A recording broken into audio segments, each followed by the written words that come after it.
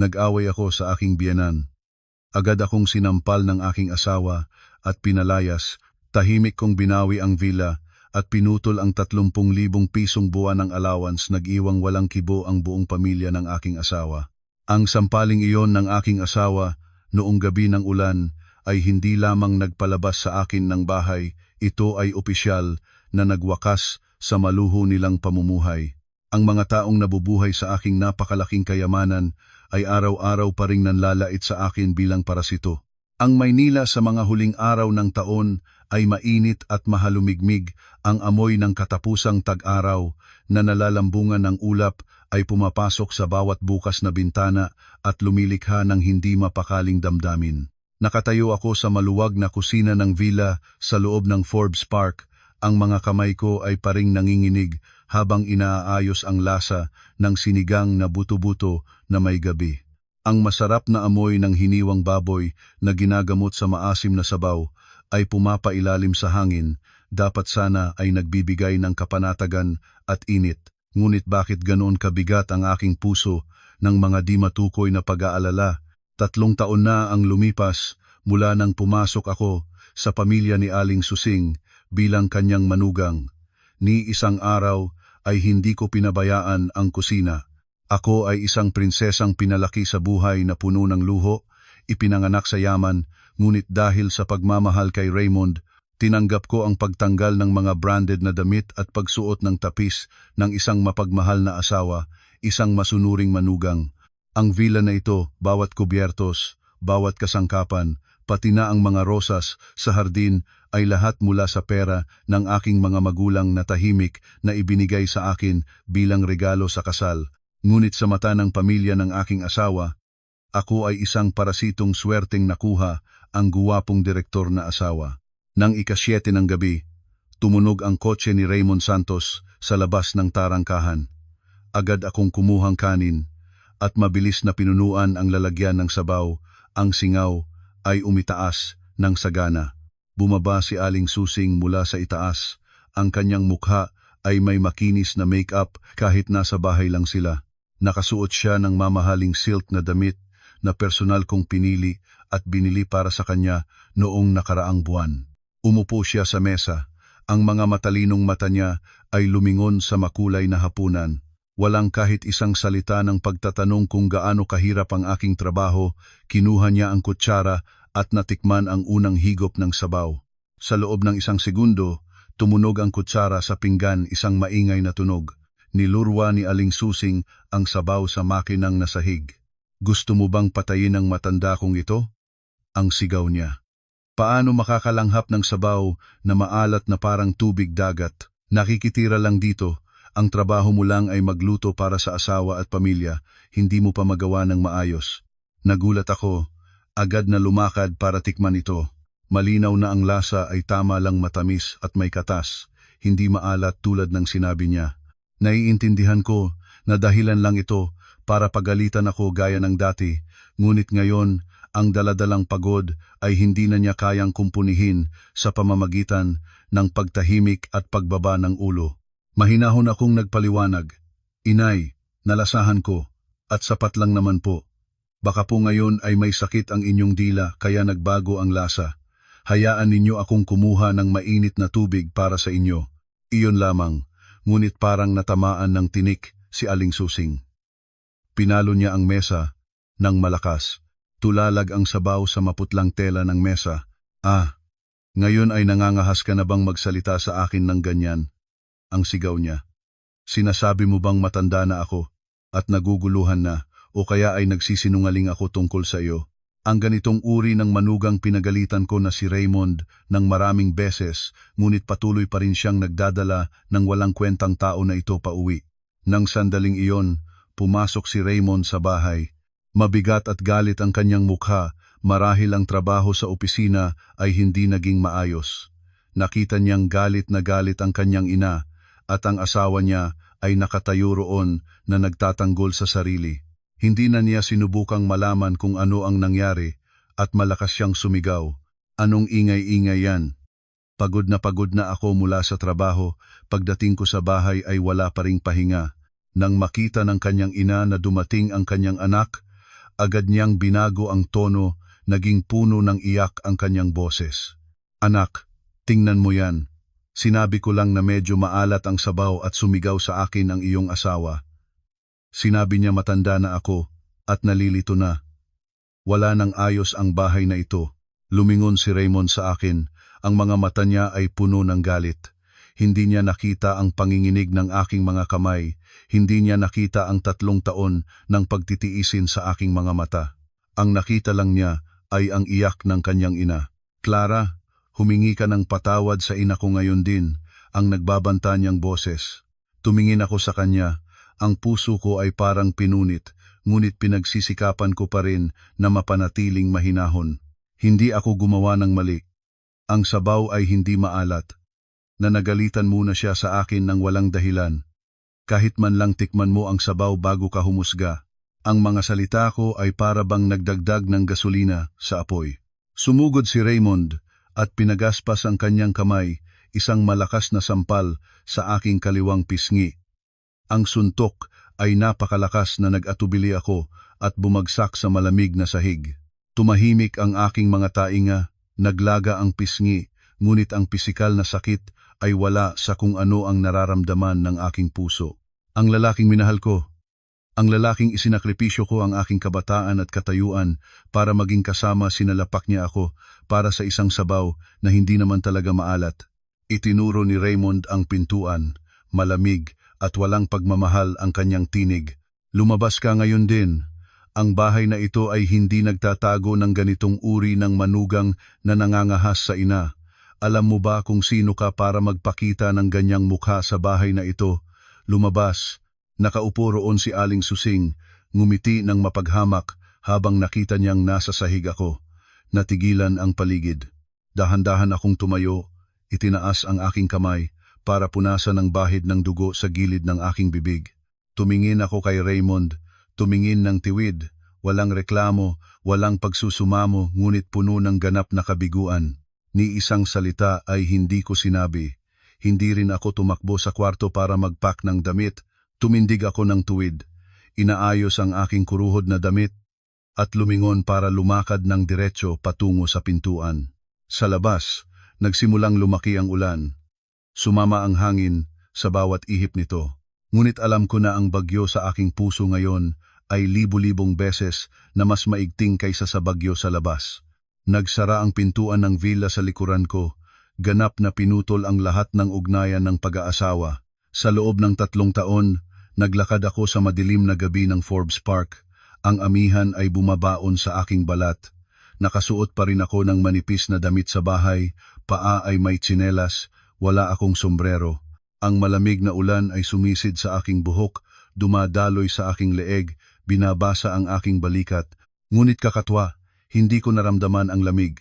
Baka ang aking puso ay nagyelo na, mas malamig pa sa pinakamalamig na taglamig.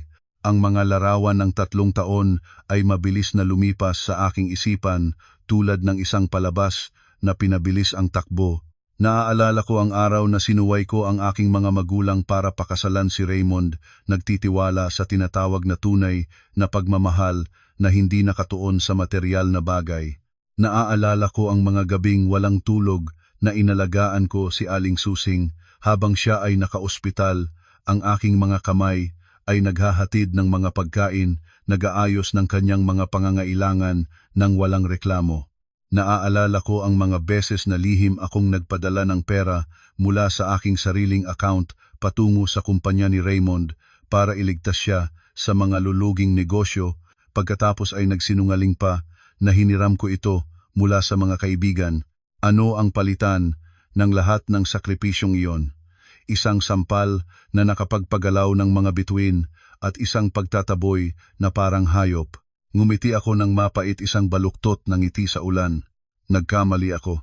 Nag-isip ako na ang pagiging tapat ay papalitan ng katapatan, ngunit lumabas na para sa mga taong hindi nagpapahalaga.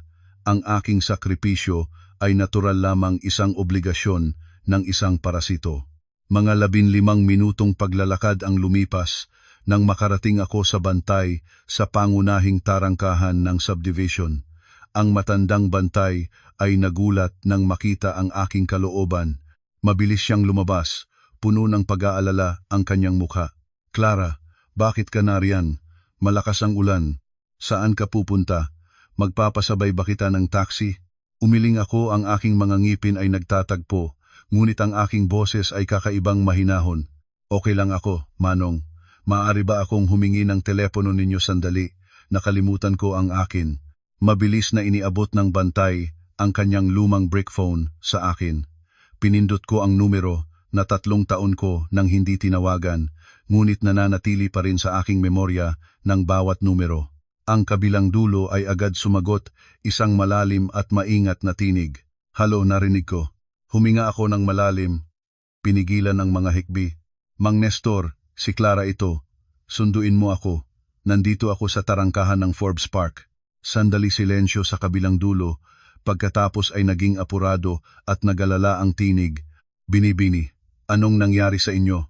Bakit kakaiba ang inyong boses? Pupunta na ako ngayon 15 minuto. At nandoon na ako. Hintayin ninyo ako, Binibini. Ibinalik ko ang telepono sa bantay, nagpasalamat, at umupo sa isang sulok na nakalayo sa hangin. 15 minuto ang lumipas, na para bang isang buong siglo. Sa wakas, ang maliwanag na ilaw ng pamilyar na itim na sasakyan ay pumutol sa kurtina ng ulan. Huminto ang sasakyan. Si Mang Nestor, ang tapat na katiwala na sumunod sa aking ama, sa loob ng maraming dekada, ay mabilis na kumuha ng payong at tumakbo pababa. Nang makita niya akong basa-basa, asul ang mga labi, hindi mapigilan ni Mang Nestor ang kanyang pagdurusa. Diyos ko, Binibini, bakit kayo naging ganyan? Ano ang ginawa sa inyo ng mga iyon? Agad niyang ibinalat ang kanyang makapal na Amerikana sa aking katawan at tinaboy ako sa loob ng sasakyan. Ang init mula sa air conditioning at ang pamilyar na amoy ng kotse ay unti-unting nagbalik ng aking mga pandama.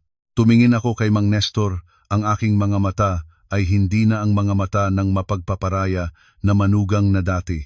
Ito ay ang mga mata ng tagapagmana ng pamilyang Santos Villanueva, malamig at matatag. Nagsalita ako. Malinaw ang bawat salita. Mang Nestor, pakinggan ninyo ako ng mabuti.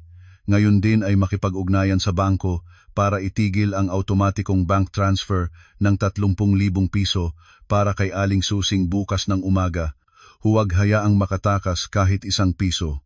Nudnud ng mabilis si Mang Nestor, hawak na niya ang kanyang telepono. Opo, Binibini, gagawin ko agad. Sumandal ako sa malambot na katad na upuan, isinara ang aking mga mata at nagpatuloy sa pag-utos. Pangalawa, tawagan ninyo ang Abogado Hernandez at sabihing ihanda ang mga papeles para mabawi ang villa sa Forbes Park. Gusto ko siyang nandoon bukas ng umaga para gumawa ng trabaho. At pinakamahalagang bagay, putulin ang kuryente, tubig at internet sa villa na iyon bukas sa tanghali. Ang dahilan, hiniling ng may-ari na itigil ang lahat ng serbisyo. Tumingin si Mang Nestor sa akin sa salamin, ang kanyang mga mata ay sabay na puno ng awa at kasiyahan. Huwag kayong mag-alala, Binibini. Ipapaintindi ko sa kanila kung ano ang kahulugan ng kaukulang paggalang, sobra na kayong nagtiis. Lumipad ang sasakyan sa gabi, iniwan sa likuran ang maluho ngunit malamig na villa. Alam ko na ang gabing ito ay magiging isang masamang gabi para sa pamilya ni Raymond, ngunit ito ay ang simula ng aking kalayaan. Mababawi ko ang lahat, wala ni isa mang maiiwanan, kasama na ang aking dignidad. Nang sumunod na umaga, ang mahinang sinag ng araw ay pumapasok sa kulay pilak na kurtina ng kwarto ni Raymond at Aling Susing. Sa loob ng maluho nilang villa, ang normal na takbo ng buhay ay bigla na lamang nabaligtad. Nagising si Raymond, ang kanyang ulo ay sumasakit na parang pinipigilan ng pako dahil sa lasing noong gabi. Matapos palayasin ako, naupo siya ng mag-isa at nag-inuman, nangungusap habang isinusumpa ang aking tigas ng ulo. Lumingon siya sa tabi, ang unan ko ay malamig at malungkot. Isang sandali ng pagkawala ang lumipas, ngunit agad itong napalitan ng pagmamalaki ng lalaki. Nag-isip siya, baka umuwi na sa mga magulang niya para umiyak. Tingnan natin kung gaano katagal niya mapananatili iyon. Wala akong bahay na ito, paano siya mabubuhay? Nagising na rin si Aling Susing sa ibaba. Ayon sa kanyang gawi, Nagpaupo siya sa mesa ng hapunan, naghihintay ng mainit na lugaw o champorado na lagi ko nang idinidalhe sa kanya tuwing umaga. Ngunit ngayon, ang harap niya ay walang laman, malamig at malungkot. Ang kusina ay malamig at walang apoy. Ang mga pinggan mula sa huling gabi, ang kalahati ng sabaw, ang natirang pagkain na nanatili sa lababo, hindi pa nalilinis ng kahit sino. Ang amoy ng lumang pagkain na naiwan sa buong gabi ay nagsimulang bumangon, asim at nakakainis. Kinunot ang noo ni Aling Susing habang tumatawag pataas. Raymond, Raymond, nasaan ka? Hindi pa ba umuwi ang asawa mo? Magdilim na at walang nagluluto ng pagkain, gustong patayhin ng matandakang ito sa gutom? Tamad na bumaba si Raymond sa hagdan, gusutin ang damit, ang tiyan niya ay nagrereklamo sa gutom. Tumingin siya sa makalat na bahay, naramdaman niya rin ang pagkasuklam. Tuwing araw, kahit gaano siya kalalabas ng tulog, ang bahay ay laging malinis at maliwanag, ang mga damit ay nakaayos na, ang mainit na almusal ay naghihintay.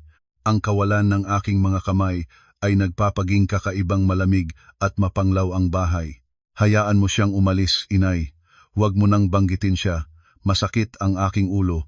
Mag-order na lang tayo ng pagkain. Ibinaba ni Aling Susing ang kanyang labi. Kilala ko ang kanyang ugali. Baka nagtatago lang siya sa paligid dito. Hintayin nating manaba siya. Hayaan nating matuto siya. Ang ganitong uri ng walang galang na manugang ay kailangang magising sa katotohanan. Wala siyang matitirhan kung wala ang bahay na ito. Tumingin si Aling Susing sa relo sa dingding, ang maikli ay malapit nang makarating sa siyam. Nagliwanag ang kanyang mga mata ng isang matalisik na pag-asa. Ngayon ay ika-5 ng buwan. Ayon sa ugali, sa loob ng 3 taon, tuwing ika-9 ng umaga ng ika-5, magpapatungo ang telepono niya ng pamilyar na mensahe. Ang mensahe ay nagpapaalam na may nadagdag na 30,000 piso sa kanyang account. Ito ang perang sinabi ni Raymond na bonus ng negosyo na ibinibigay niya sa kanyang ina para sa pag-aalaga. Ipinagmamalaki nito ni Aling Susing sa lahat, parang ang kanyang anak ay napakatalino at napakaalagang anak. Sa pera na iyon, matapang siyang gumastos para sa mahal na spa, mga damit na seda, at mga hapon ng tsaa, kasama ang grupo ng mayayamang kaibigan. Mahigpit na kinuha ni Aling Susing ang kanyang telepono. Ang kanyang mga mata ay hindi lumalayo sa screen, ang kanyang puso ay sabik na parang bata na naghihintay ng regalo. Nakatutok na siya sa isang branded na bag na may diskwento, naghihintay lang ng pera para i-click ang buy. Nag-isip siya, hayaan ang babaeng iyon si Clara. Ang pera ay lahat. Sa 30,000 piso na ito, makapagtatrabaho pa ako ng kasambahay na mas magaling kaysa sa kanya. Ngunit walang habas ang pagtakbo ng oras. 9:00 wala.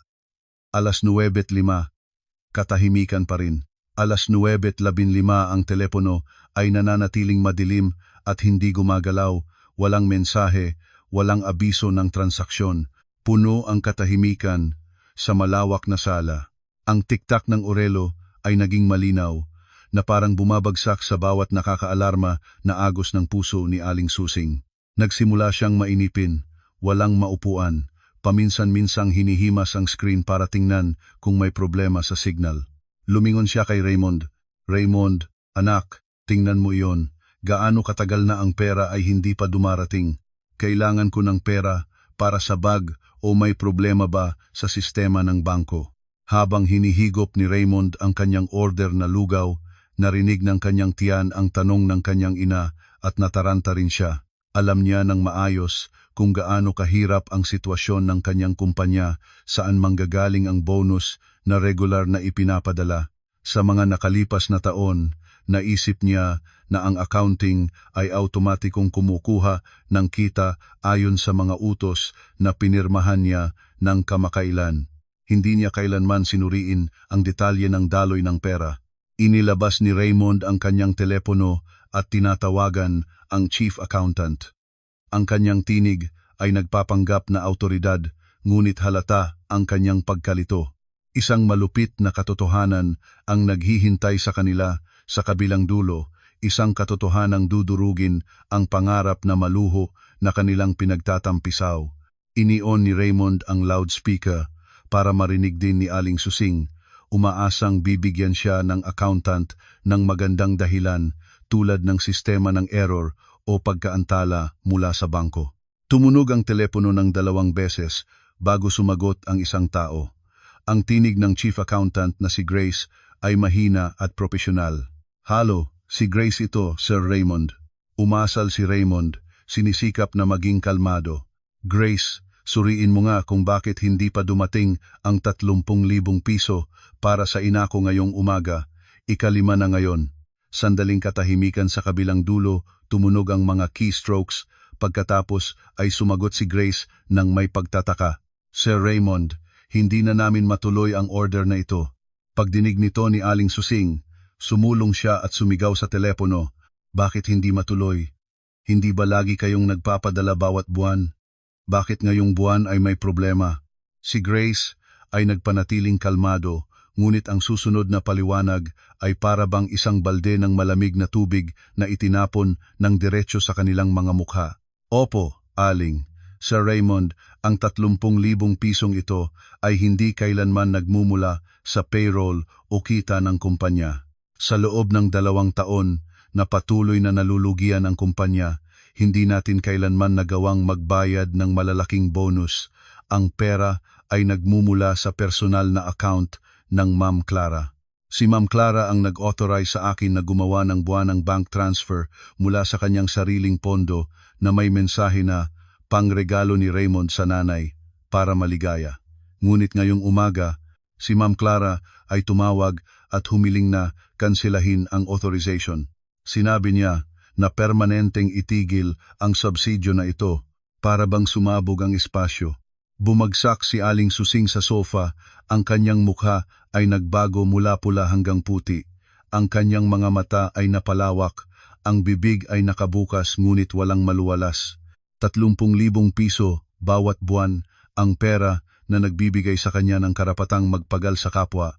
Ang pera na nagbibigay sa kanya ng maluho, pala ito ay limos ng manugang na lagi niyang isinaalang-alang na pati na rin niyang sinusumpa bilang parasito.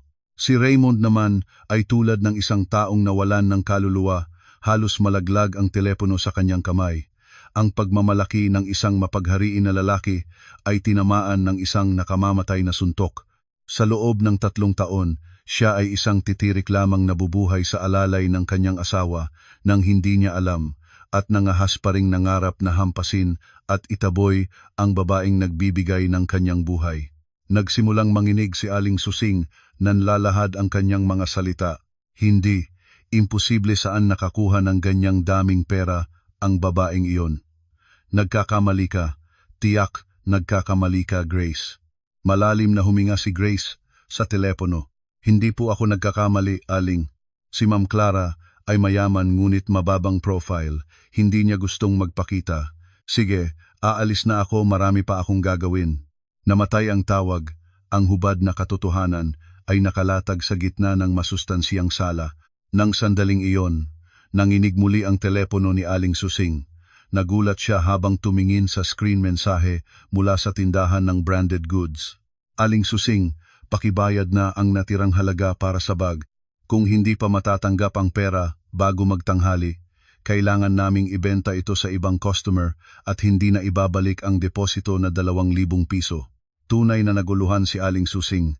Lumingon siya kay Raymond, ang kanyang tinig ay naging labo. "Raymond, anak, agad na mag-transfer ng 50,000 para sa akin. Mabilis. Nagdeposito na ako para sa bag. Ngayon, kung hindi ako bibili, mawawala ang deposito, at kung bibili, wala akong pambayad. Direktor ka nga, mag-transfer na." Ginulo ni Raymond ang kanyang buhok at sumigaw ng desperasyon. "Saan ko kukuhain ang pera, inay? Sinabi ko na sa inyo, maraming utang ang kumpanya ngayon, ang credit card ko."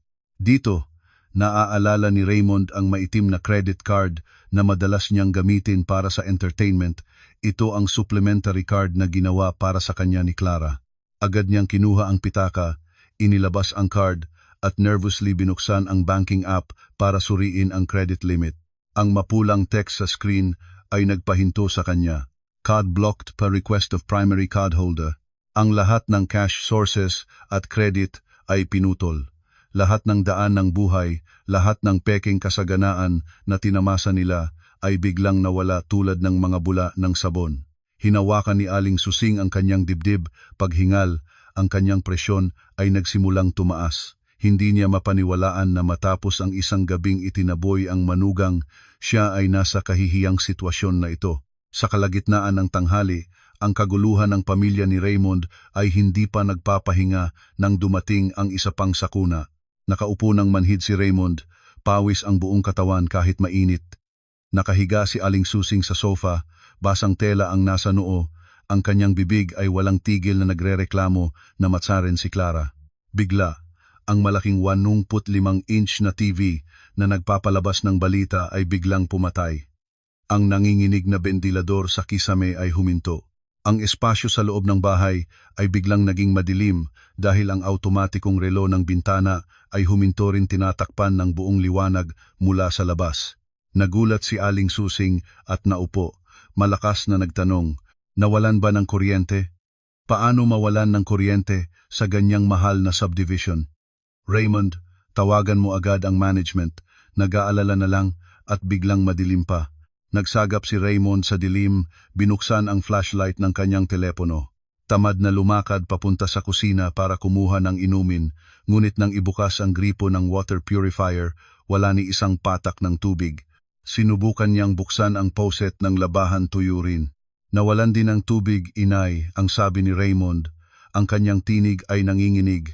Ang pakiramdam ng hindi mabuting bagay ay nagsimulang pumasok sa kanyang isipan. Tinawagan niya ang hotline ng management ng Forbes Park. Agad sumagot ang kabilang dulo. Alam mo bang nandito ako bilang may-ari ng Villa B201?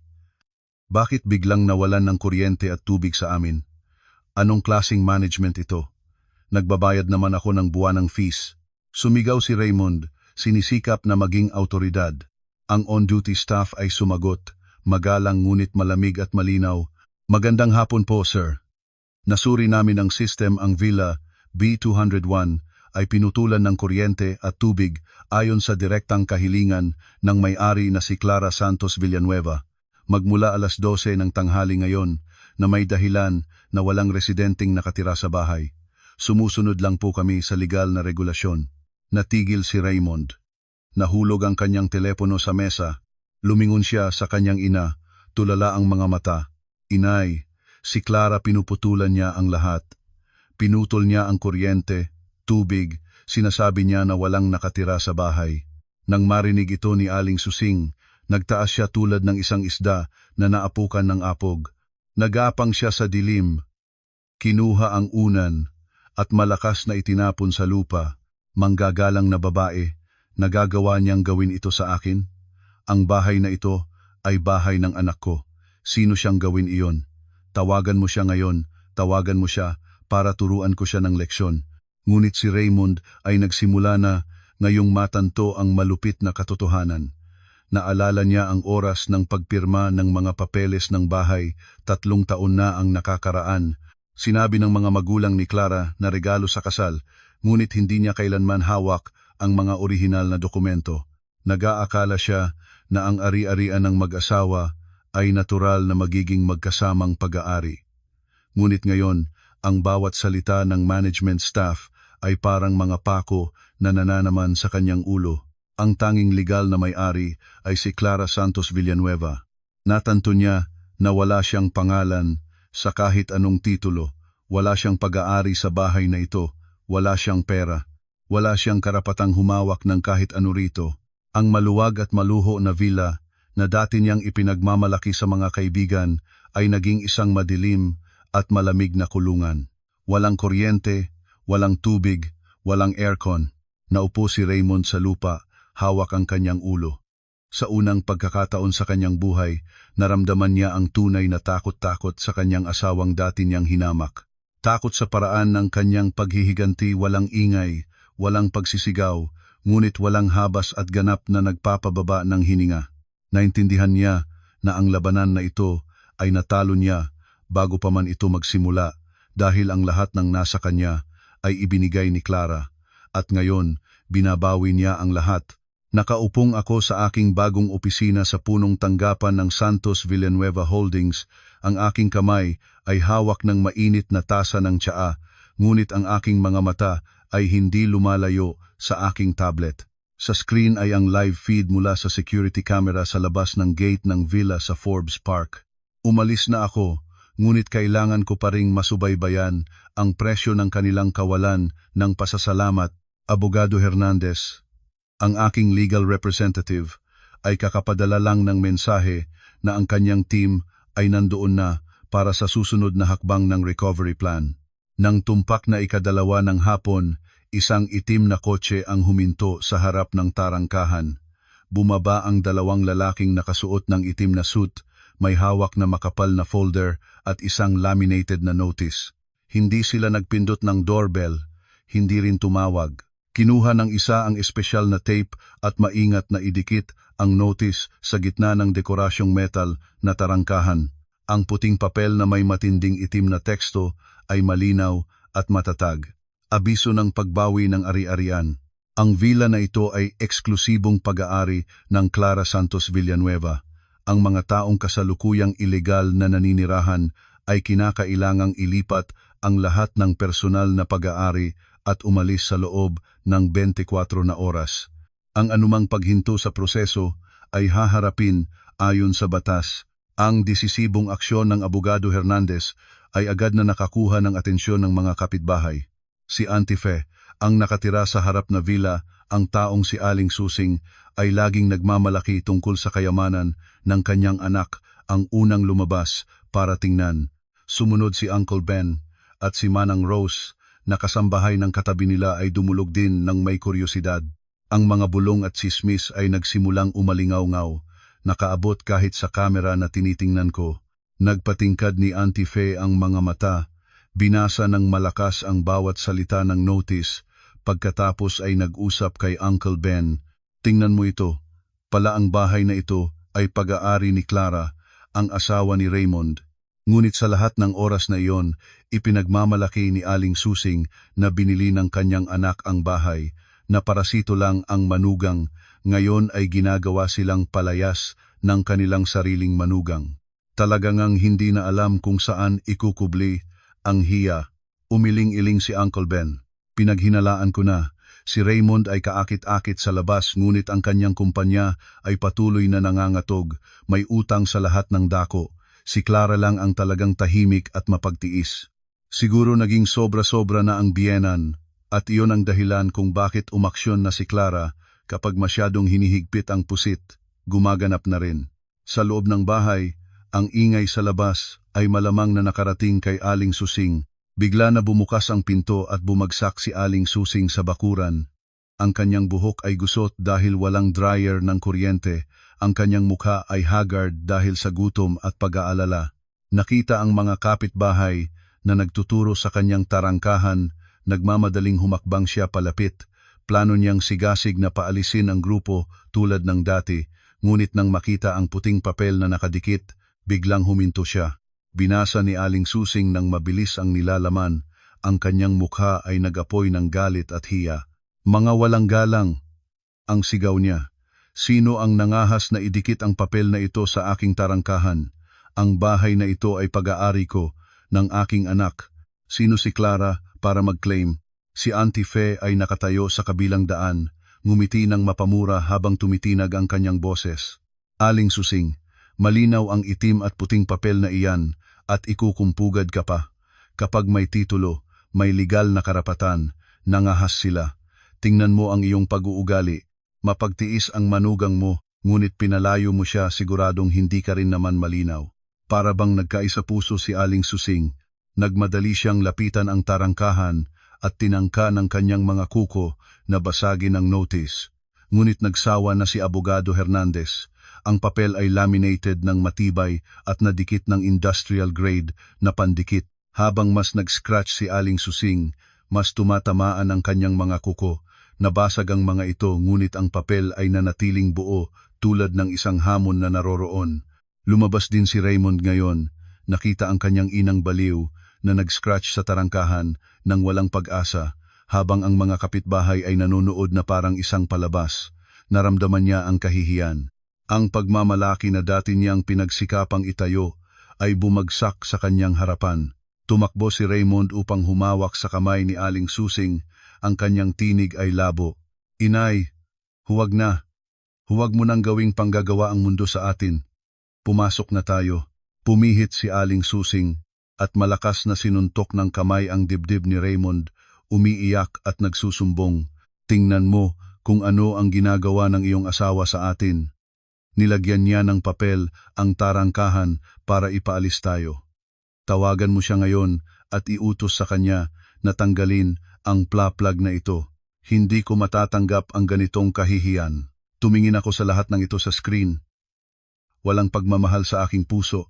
Sa loob ng 3 taon, kailanman ba nilang inisip ang aking dignidad nang pinagalitan nila ako sa harap ng mga kasambahay? Kailanman ba nilang inisip ang aking damdamin nang ginawa nila akong alipin? Ito ang simula lamang. Isinarado ko ang tablet at lumingon sa aking assistant para ihanda para sa susunod na board meeting.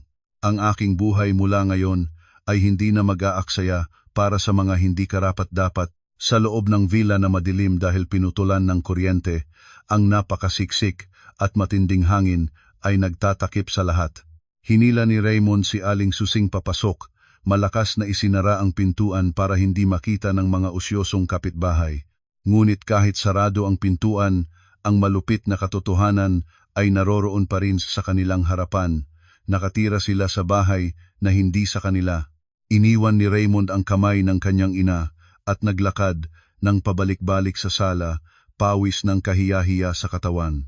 Ang mga salita ng management staff at ang papel sa tarangkahan ay paulit-ulit sa kanyang isipan. Ang tanging legal na may-ari ay si Clara Santos Villanueva. Hindi siya makapaniwala. Hindi niya matanggap na 3 taon siyang nakatira sa bahay na ito nang hindi nalalaman ang tunay na pagmamay-ari. Naupo nang biglang si Aling Susing sa sofa, paghingal ang kanyang katawan. "Anak, hanapin ang mga papeles ng bahay." Naalala ko ng kasal, sinabi ng mga magulang niya na regalo sa dalawa. Kung regalo sa dalawa, kailangan maging pag-aari ni Raymond, paano eksklusibo siyang may pangalan? Parang isang nagtatanggol ang mga salitang ito para sa isang nag-aalab. Nagmadali si Raymond pataas sa opisina sa 2nd palapag. Naalala niya ng kasal ang mga magulang ni Clara ay nagbigay sa kanya ng simbolikong gintong susi. Ngunit hindi niya kailanman hawak ang orihinal na dokumentasyon. Nag-aakala siya na kapag mag-asawa na sila, sino ang may pangalan ay pareho lang. Dagdag pa, sa kanyang pagmamalaki, nahihiya siyang tanungin ang kanyang asawa tungkol sa ari-arian, natatakot na magmukhang manhid. Nagsaliksik si Raymond sa drawer ng desk, ngunit wala siyang nakita kundi mga lumang papel ng kumpanya. Naaalala niya ang fireproof safe na nakabaon sa dingding ng kwarto. Doon inilalagay ni Clara ang pinakamahalagang mga dokumento. Ang password ng safe ay ang kanyang kaarawan. Sinabi ito ni Clara sa kanya katagal na, ngunit hindi niya kailanman napag-isipang tingnan kung ano ang laman nito. Nanginig na pinindot ni Raymond ang mga numero ng kanyang kaarawan. Click! Ang mabigat na pintuan ng safe ay bumukas. Sa loob ay walang cash, walang ginto o mamahaling alahas. Isang makapal na folder lamang nakaatas sa loob ng pulang leather envelope. Kinuha niya ang folder. Ang kanyang mga kamay ay nanginginig nang halos mahulog ito. Sa unang pahina ay ang titulo ng lupain at property, ang transfer certificate of title. Binuksan niya ang pahina at ang mga titik na nakatutok sa pangalan ng may-ari ay tumingin sa kanya, malinaw at matalas. Clara Santos Villanueva. Inilipat ni Raymond ang mga pahina mulit-muli. Hinahanap ang kanyang pangalan sa lahat ng dako ng dokumento, pahina 1 hanggang 4, kahit sa notes section. Wala ni isa mang Raymond ang nakita niya, ang pangalan ni Clara lamang. Kasama ng titulo ay isang notarized na dokumento na malinaw na nagsasabi, kasunduan sa pagbibigay ng eksklusibong ari-arian bago ang kasal. Ang petsa ng pagpirma ay 1 linggo bago sila nagrehistro ng kasal. Ganap na gumuho si Raymond. Naupo siya sa malamig na sahig, nalaglag ang titulo mula sa kanyang mga kamay. Pala ang mga magulang ni Clara ay nag-isip ng maaga para protektahan ang kanilang anak. Ibinigay nila sa kanya ang susi, ibinibigay ang karapatang gumamit, hindi ang karapatang magmay-ari. Masyadong naive at palalo ang kanyang pag-iisip na ang pagpapakasal sa mayamang babae ay natural na pagmamay-ari rin ng kayamanan ng babae. Nagmadali si Aling Susing pataas mula sa ibaba, nakita ang kanyang anak na nakaupo ng manhid at kinuha ang papel mula sa kanyang kamay. Nagsuot ng reading glasses, binasa ng maingat ang bawat salita. Nang matapos ang pagbabasa, sumigaw siya ng malakas. Ay nako, anong ganito ito? Bakit eksklusibo ang pangalan niya? Anong klase kang asawa na hinalayan kanya ng ganito, Raymond? 3 taon, bakit hindi mo pinilit siyang idagdag ang iyong pangalan sa titulo? Itinaas ni Raymond ang kanyang ulo para tumingin sa kanyang ina. Ang kanyang mga mata ay puno ng paratang at kawalan ng pag-asa. Inay, sino ang aking matatanungan? Nang kasal, ikaw ang nagmamadali, sinabi mo na ang kanyang pamilya ay mayaman at ibibigay ang lahat sa akin. Nag-aakala rin ako noon. Hindi ko inaasahan na ang mga magulang niya ay maingat sa pag-iisip na eksklusibo itong ibigay sa kanya bago kasal. Ngayon walang-wala na tayo, inay. Tayo ay tunay na mga panauhing puwesto. Ang hubad na katotohanan ay napalantad na sa pamilyang may imposturang pagmamalaki. Natanto ni Raymond na hindi siya kailanman ang tunay na may-ari ng bahay na ito. Isa lamang siyang panauhing itinanggap ni Clara ng may pagkain, tirahan at pati na rin pocket money. Ngunit nagpanggap siya na makapangyarihan, hinamak at itinataboy ang kanyang benefactor. Ang pagkagutom at init ay nagsimulang tumagos ng malalim sa katawan ni Raymond. Lumingon siya sa maluho, ngunit ngayon ay kakaibang malayo na kwarto. Ang lahat ng kasangkapan rito, kama, aparador, hanggang sa kurtina, ay lahat ng pera ni Clara. Wala siyang karapatang hawakan ang kahit ano rito. Ang kahihiyang salpak ay umakyat hanggang sa kanyang lalamunan na mapait, ganap na naging dilim ang langit. Ang villa ay nalubog sa makapal na kadiliman. Ang baterya ng telepono ni Raymond ay malapit ng maubos, ilang porsyento na lang ang natitira. Alam niyang hindi siya makakahandusay ng ganito na naghihintay ng kamatayan. Ang gutom, init at takot sa pagiging itinataboy kinabukasan ay sumira na sa kanyang huling patak ng dignidad. Nagpasya si Raymond na tawagan si Clara. Ginamit niya ang kanyang telepono, ngunit pagpindot pa lang ng numero ay biglang sinabi ng sistema na abala ang linya. Alam niyang nakablock na ang kanyang numero. Naisip niya ang landline sa sala, ang tanging fixed phone na hindi pa naputulan dahil gumagamit ng hiwalay na linya. Pinindot niya ang numero ni Clara. Ang kanyang mga kamay ay nanginginig na inilapit ang receiver sa tainga. Ang unang, pangalawa at pangatlong ring ay natunog. Ang kanyang puso ay natutulog ng pabitin. Nais niyang sagutin ni Clara para makapagmakaawa siya, o kahit manlait basta matawagan lang siya, makakonekta muli sa pinagmumulan ng kanyang buhay. Sa kabilang dulo, nakaupo ako sa aking opisina, nakita ang pamilyar na number ng landline na lumalabas. Alam kong si Raymond ang tumawag. Hayaan ko pang tumunog ng sandali bago dahan-dahang pindutan ang sagutin. Ngunit hindi ako nagsalita, nais ko munang marinig kung ano ang sasabihin niya sa sandaling ito. Nang marinig ang tunog ng koneksyon, mabilis na nagsalita si Raymond. Ang kanyang tinig ay apurado. Clara? Clara, nandoon ka ba? Saan ka naroroon? Umuwi ka na? Natutuwa ka na? Tama na. Nanahimik ako. Ang aking katahimikan ay parang isang matibay na pader na hindi niya mapasok. Nang hindi ako sumagot, nagsimulang mawala ang pagtitiis ni Raymond. Ang kanyang dominanteng ugali at gawi na magalit sa asawa ay sumama sa kanyang pagkabagabag. Bingi ka ba na hindi ka sumasagot? Alam mo bang may sakit ang nanay ko? Bakit mo pinutulan ng kuryente at tubig? Gusto mo bang patayin ang buong pamilya ko? Umuwi ka at bukasin muli ang kuryente at tubig at mag-transfer ng pera sa nanay ko ngayon din. Ipinagbabawal ko ang pambobola mo dito sa akin. Nang marinig ko ang mga salitang iyon, natawa lang ako sa aking sarili. Sa ganyang kalagayan, kaya pa niyang mag-utos? Hindi pa ba niya nauunawaan ang kanyang posisyon ngayon? Hininga ako ng mababa, pagkatapos ay nagsalita. Ang aking tinig ay malamig at matalas tulad ng kutsilyo. Pinalabas mo ako, hindi ba? Umalis na ako.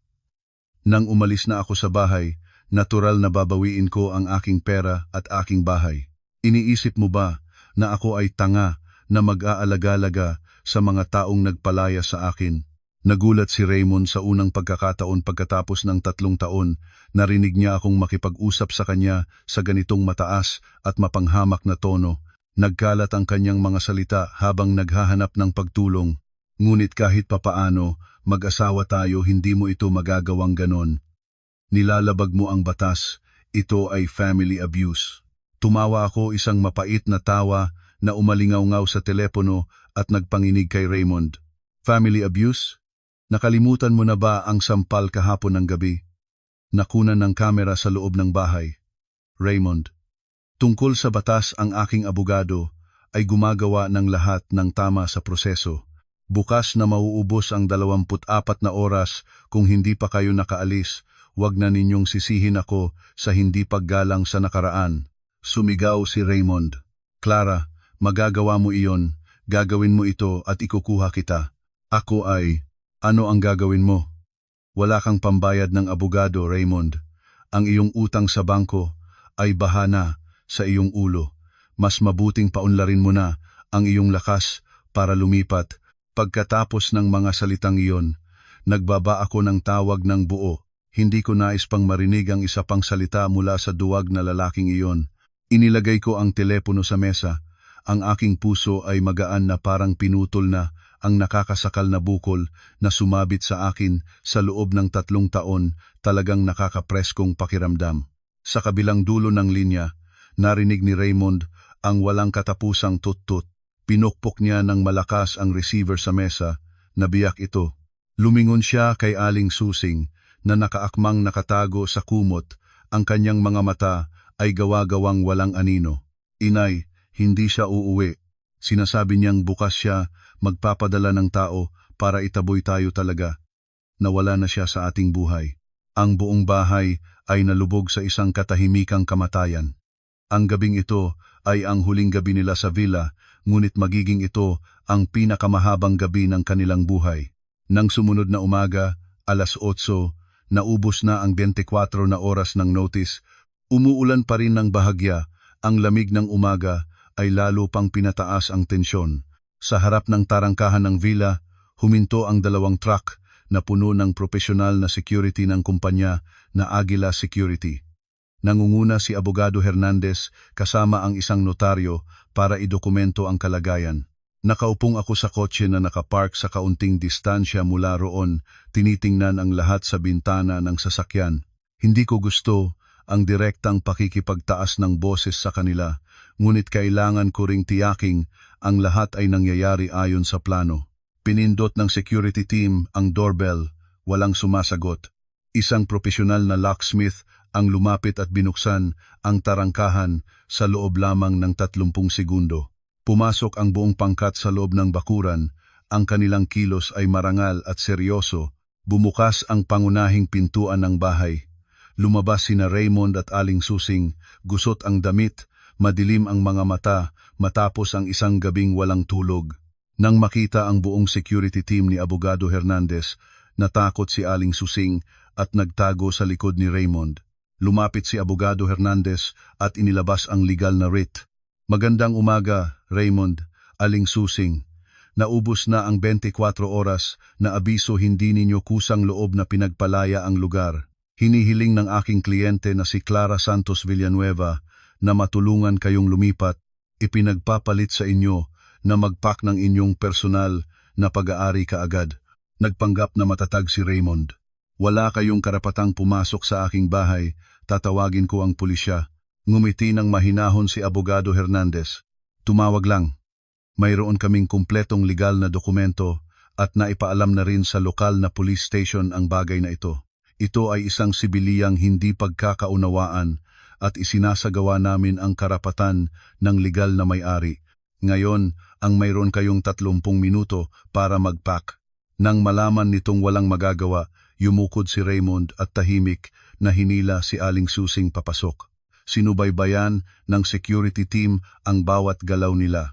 Nang makita ni Aling Susing ang mamahaling imported na sofa set na dati niyang labis na gustong kunin, agad niyang inutusan ang mga security guard. Mga kaibigan, bawasang dalhin ang set ng sofa na ito sa aming truck at pati na ang TV. Lumapit ang team leader ng security at inilabas ang mahabang listahan. Humihingi ng paumanhin, ma'am.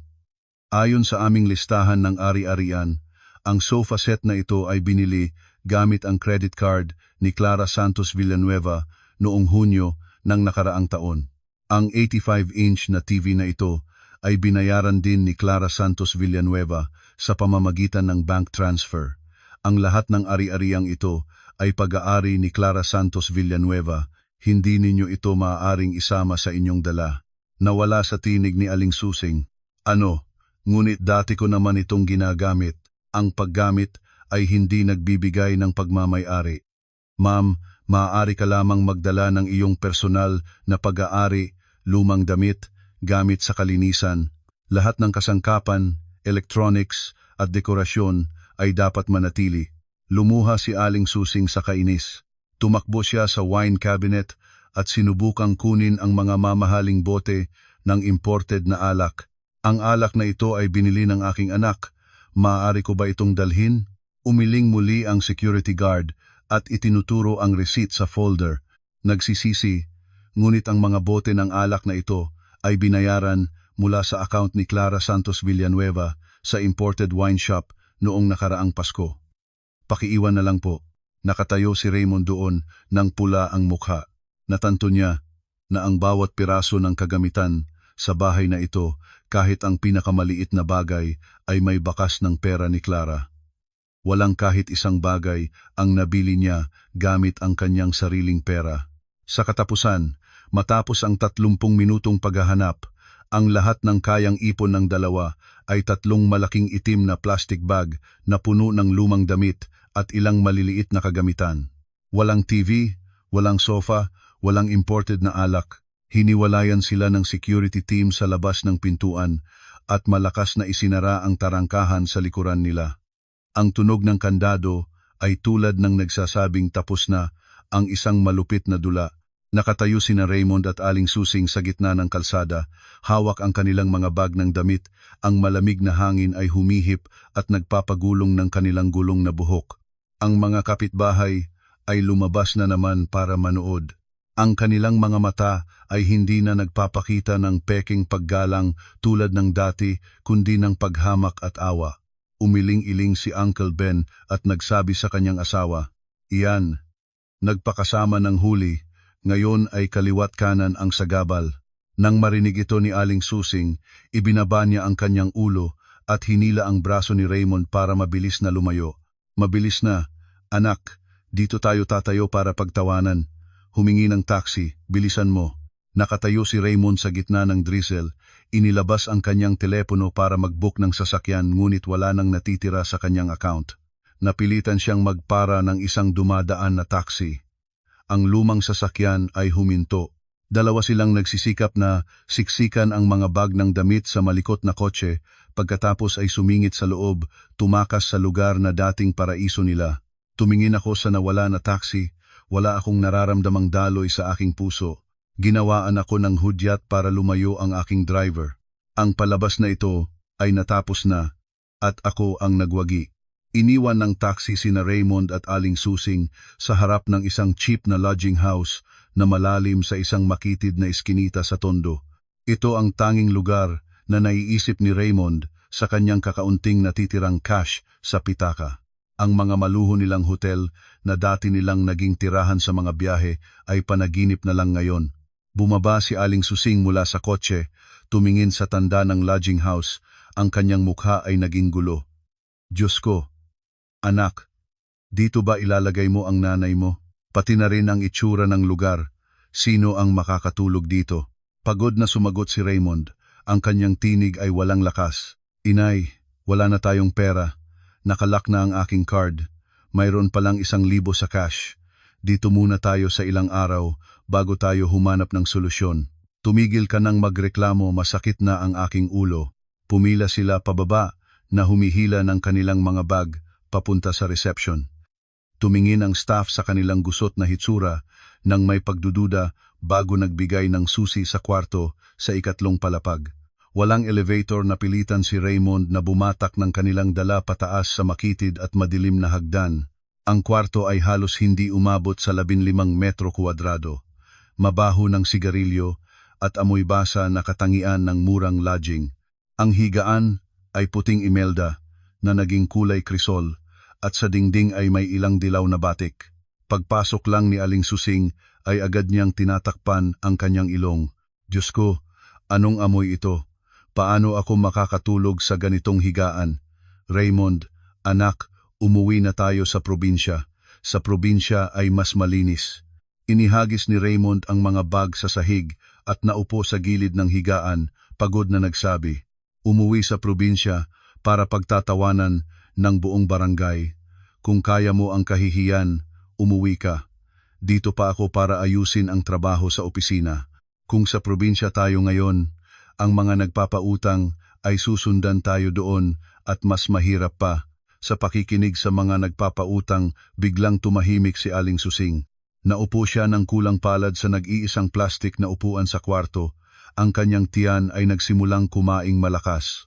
Mula umaga hanggang ngayon, nang abala sa pakikitungo sa eviction team, walang kahit isang subo ang napasok ng dalawa. Raymond, anak, pagod na ako, may pagkain ba? Binilang ni Raymond ng paulit-ulit ang ilang piso. Nagbuntong hininga siya at bumaba para bumili ng 2 instant noodles sa reception. Nang bumalik siya, nagdala ng 2 inuming kasama ang sabaw. Inilagay niya ang mangkok ng noodles sa harap ng kanyang ina. Iyon lang muna ang mayroon. Inay.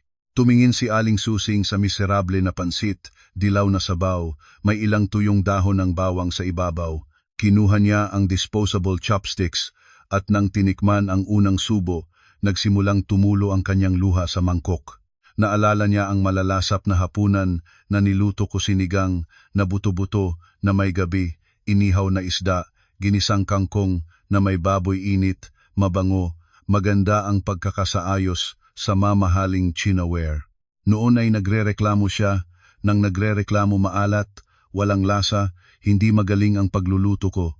Ngayon, nakaupo sa mahalumigmig na kwarto na kumakain ng boring na pansit, natanto na niya ang presyo ng kasiyahang kusang loob niyang itinatapon.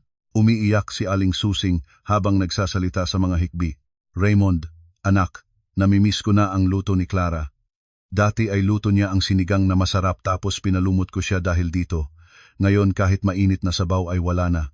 Habang hinihigop ni Raymond ang kanyang pansit dahil sa sobrang gutom, nang marinig ang pangalan ko ay nabitin siya sa lalamunan. Naalala niya ang pakiramdam ng pag-uwi niya sa bahay at sinusundo ko siya, tinatanggal ang kanyang Amerikana, naghahatid ng malamig na inumin. Naalala niya ang malinis at mabangong bahay. Naalala niya ang aking lambot at pati na rin ang mga beses na lihim akong naglalagay ng pera sa kanyang pitaka para may ipantrato siya sa mga kaibigan.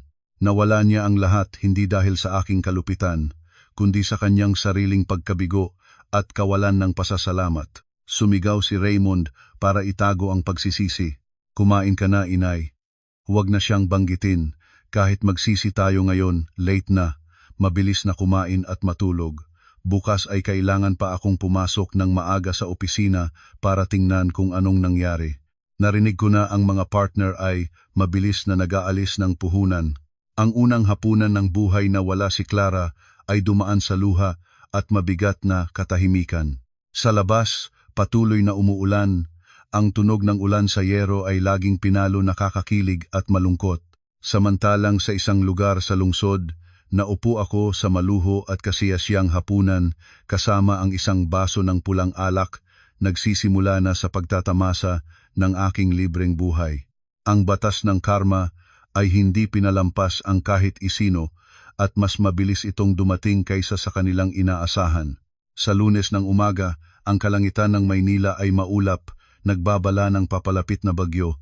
Naupo ako sa opisina, sa pinakamataas na palapag ng Santos Villanueva Holdings Tower, dahan-dahang ininom ang mainit na kape at tumingin pababa sa maalon na pulutong ng tao sa ibaba. Ngayon ay hindi na ako ang nakakulong sa kusina na masisibang asawa. Ngayon ay opisyal na akong bumalik bilang Clara Santos Villanueva, ang nag-iisang tagapagmana at Executive Vice President ng Santos Villanueva Holdings. Sa aking desk ay isang makapal na folder na may pangalang Santos Construction, ang personal na kumpanya ng aking asawa, kung saan siya ay laging nagmamalaki bilang isang napakagaling na direktor. Ngunit sa katotohanan, 70% ng kapital ng kumpanya na iyon ay ang pera na lihim kong ipinasok sa ilalim ng pangalan ng venture fund ng Santos Villanueva Holdings. Ang mga malalaking proyektong natanggap ni Raymond sa loob ng 3 taon ay lahat dumaan sa aking pagpapalakas na nag-aayos at nagbibigay ng pinakamaraming pagkakataon. Pinindot ko ang intercom para sa Legal Department Head. RC, agad na magpadala ng notice ng pagtatapos ng pakikipagtulungan at pag-withdraw ng investment mula sa Santos Construction. Dahilan: paglabag sa financial commitment at mahina ang kakayahan ng management. Sabay na ipaalam sa lahat ng supplier ng materyales sa ating network na itigil ang delivery para sa panig na iyon. Gusto ko ang resulta bago mag-10 ng umaga.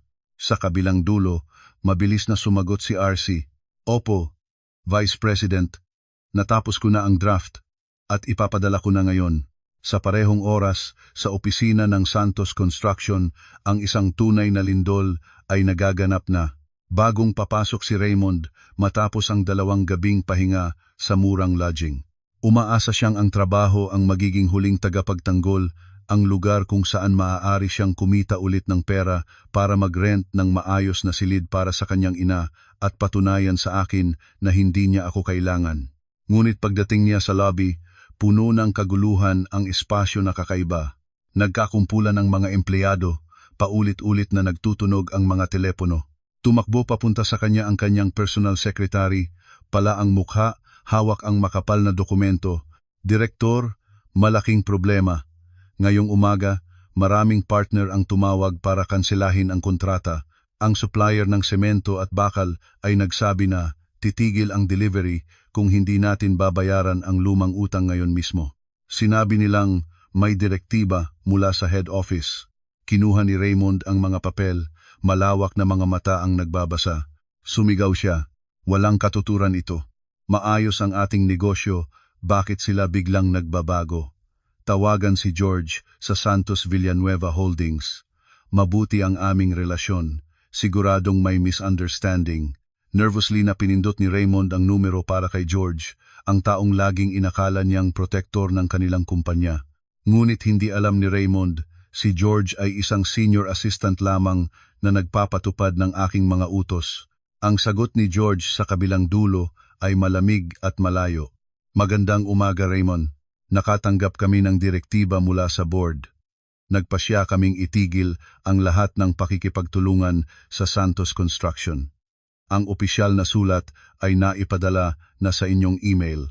Sumigaw si Raymond sa telepono. George, hindi mo ito magagawa sa akin. Tayo ay kasama na sa loob ng maraming taon. Bakit bigla nitong tinatapos ang kontrata? Sino ang nag-utos? Gusto kong makita ang chairman.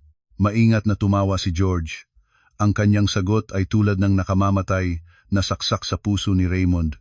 Gusto mong makita ang gumagawa ng desisyon? Sige. Ang pumirma sa order ng pag-withdraw ng investment at embargo ng inyong kumpanya ay ang bagong vice president ng aming kumpanya, si Clara Santos Villanueva. Siguradong pamilyar sa iyo ang pangalang iyon, hindi ba?